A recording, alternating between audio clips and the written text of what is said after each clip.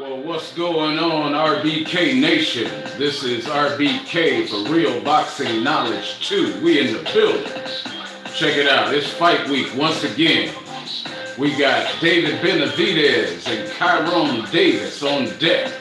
We got Gabriel Rosado and Jaime Munguia on the zone. All going down tomorrow night. So we want to chop it up with you fellas and see if you see what we see in the place to be. We got B-Hop commenting on the Porter and Spence fight. We got Shakur Stevenson looking for Ryan Garcia. So we're going to chop it up on all of that this Friday night. Hope y'all just got paid. I hope you just got everything that rhymes with paid. All right, let's chop this thing up, fellas. Oh, and the great D. Clagan and the illustrious Antonio Norman will be with us over the weekend because we got to chop up the results of the Rosado Munguia fight, the Benavidez Devis fight, and a couple of items from last week as well. So we're going to take it and roll with it from there. All right. So, and one other thing, we're going to get this business about Terrence Crawford being so reluctant to commit to facing Errol Spence when Spence could be the beneficiary of the winner of the Porter and Crawford fight. So we're going to chop it up about all of that today. All right, so let's start with Mr. Combination Puncher himself, David Benavidez versus Devis. We see that fight as more or less a demonstration or, a boxing lesson about to go down. It's probably going to start off a little slow and probably pick up with we're expecting Benavidez more than likely to stop Devis somewhere around maybe the 6th round. You just get overwhelmed. But that's going down on Showtime. So everybody's excited because the talk is that Canelo Alvarez, the undisputed super middleweight champion, is going to face David Benavidez on Cinco de Mayo. Now that would be outstanding for the new year, 22. So if we're looking at that fight, you know what? I'm not even going to try to predict what's going to happen in that fight because I see it a lot like the Plant fight. But I wonder, with Benavidez being as rangy as he is, will Canelo be able to close the distance to hit him? Okay, he did it with Plant because Plant rolled over to the ropes, just like Callum Smith, and it was lights out. Again, looking at the styles that make fights, I don't see Benavidez rolling to the ropes. I see him being rangy, fighting tall, staying out of reach, and using all of that speed and that reach to keep Canelo off of him. But you know what? Canelo, with that high IQ, he made a believer out of us last week. Congratulations once again, Mr. Alvarez, because we really didn't expect you to stop Caleb Plant. We not stop it, maybe get a decision, but not stop it.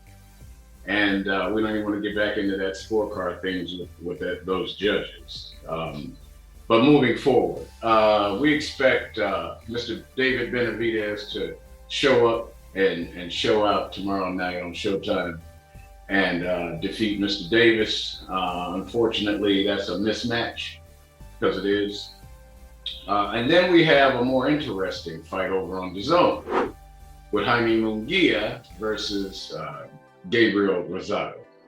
And with Rosado's last fight, that surprise knockout coming out of the corner off the ropes, nobody expected him to do that, but perhaps it was just his time to shine.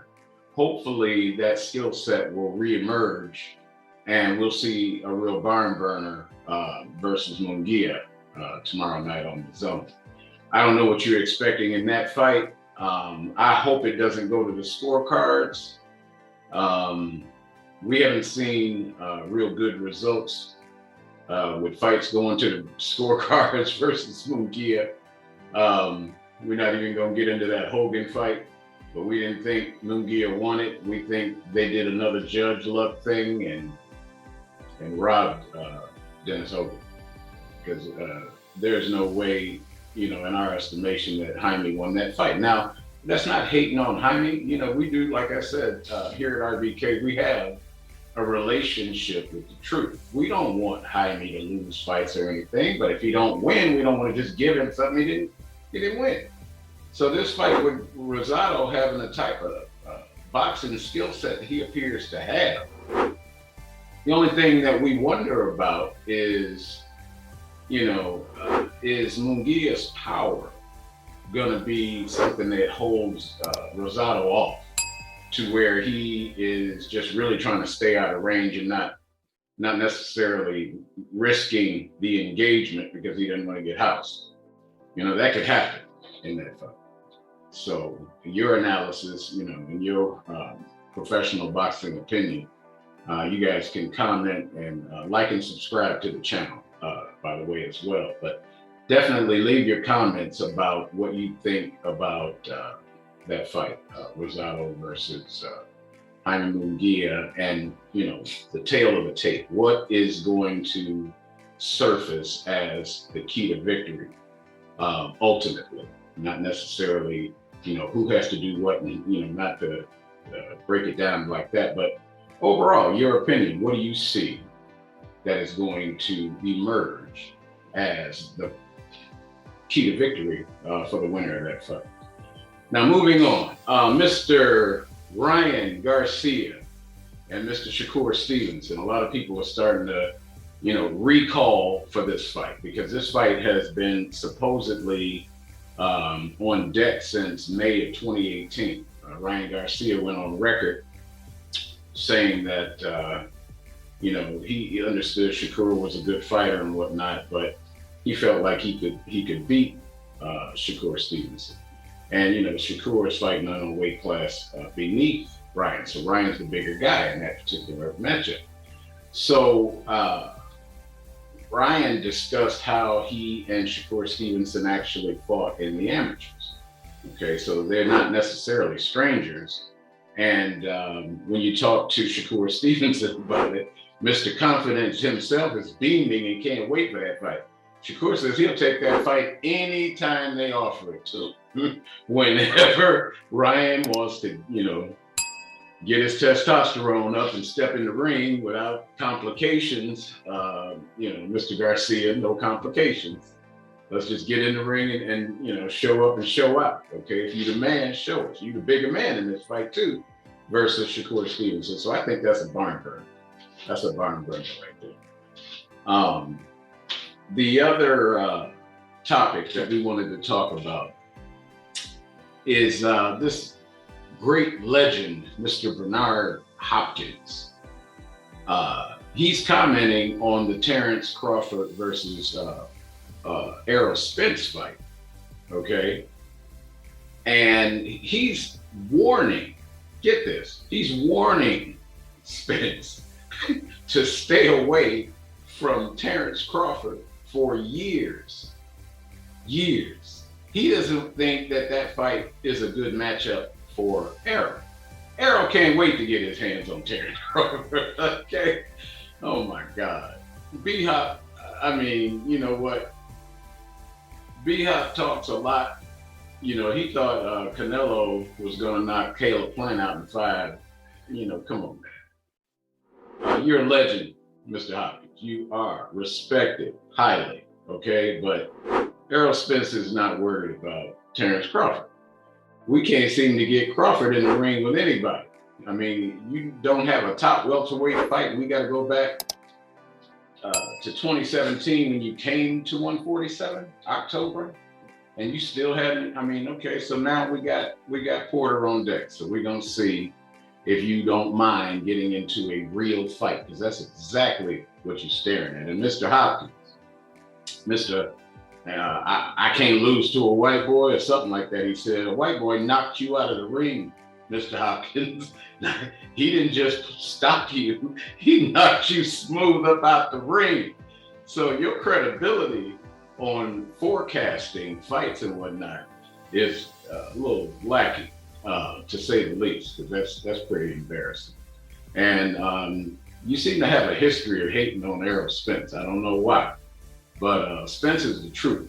Spence is holding 2 belts right now. But understand this, Mr. Hopkins. We think that fight will be competitive between Spence and Crawford. But I could see that fight easily being an early stoppage. You know, sometimes you just get caught, okay? And we don't think the metal is there with Crawford to stand up under assault, a sustained assault from Errol Spence, because that's exactly how Spence is going to press that fight. He ain't going to box him like he did Mikey Garcia. He's going to come for Terrence's head, and Terrence has to do something to stop him. Don't know what that might be. You're going to have to come up with something.